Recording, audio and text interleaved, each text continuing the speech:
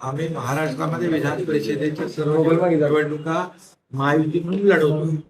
त्यामधल्या जवळपास 4 तर बिनविरोध आल्या, 2चा देखील जळगाव आणि नाशिकचाही तिढा होता, तोही सुटला. जळगावच्या देखील रेश्मा काळे आमच्या त्या उमेदवार होत्या, त्यांनाही सांगितलं मी.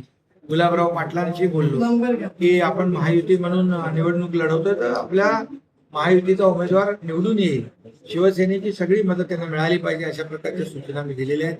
शंभूराज देसाई आले होते, पालकमंत्री, त्यांची देखील बैठक महायुतीची होईल आणि त्या बैठकीमध्ये देखील चर्चा होऊन शेवटी महायुती म्हणून आम्ही निवडणूक लढवतोय.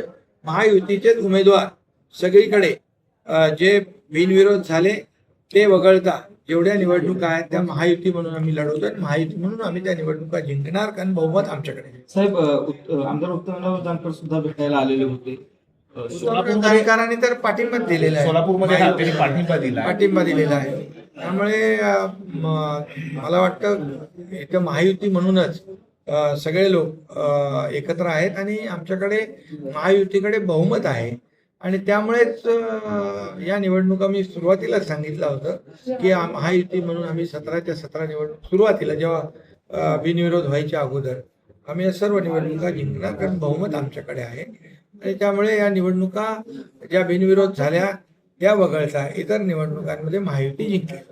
साहेब, आज काही माध्यमांमध्ये बातम्या आलेल्या आहेत.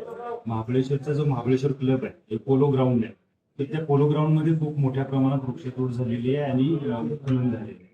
तर त्या बाबतीत आपण आता महाबळेश्वरचा निसर्ग वाचवण्यासाठी प्रयत्न करत आहे, मात्र दुसऱ्या बाजूला अशा गोष्टी घडत आहेत. आपण अधिकाऱ्यांना तिथल्या काय सूचना? अशा प्रकारचं कुठलंही कृत्य खपवून घेतलं जाणार नाही.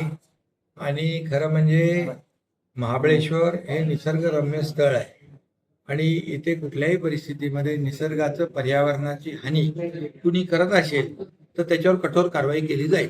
साहेब, शंभूराज देसाई तुम्हाला भेटून आल्यानंतर थोडीशी त्यांच्या युतीकडनं, भाजपकडनं बैठकांना बोलवण्यात येत नसल्याची नाराजी त्यांनी बोलून दाखवली होती. नाही, म्हणून ते बैठका आता होणार आहेत, त्यांच्या बैठका होतील आणि जे काही चर्चेमधून प्रश्न सुटतील, चर्चेमधून अनेक प्रश्न सुटतात, तसेही सुटतील.